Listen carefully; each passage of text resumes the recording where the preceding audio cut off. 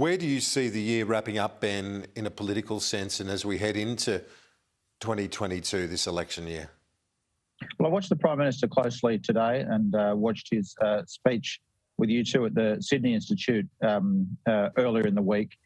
And it's clear he's got a big theme going where he's attempting to say that Labor wants restrictions, they want more government. I'm not sure that quite works. I think people understand that we needed more government and stronger regulation and more government intervention to deal with the pandemic, and people can see the importance of government in that area, and they're not thinking that all those restrictions stay in place forever. I think big picture, where we end up at the end of the year is that Albanese's best lines are about this government being at the fag end of its life, and don't endorse them to go into a second decade, and they've been around 9 years.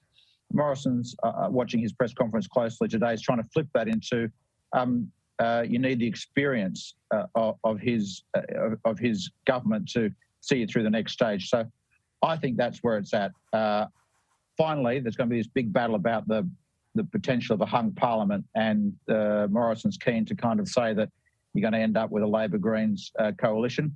On the other hand, a lot of people are going to point to Barnaby Joyce as the real problem for Scott Morrison and his coalition government.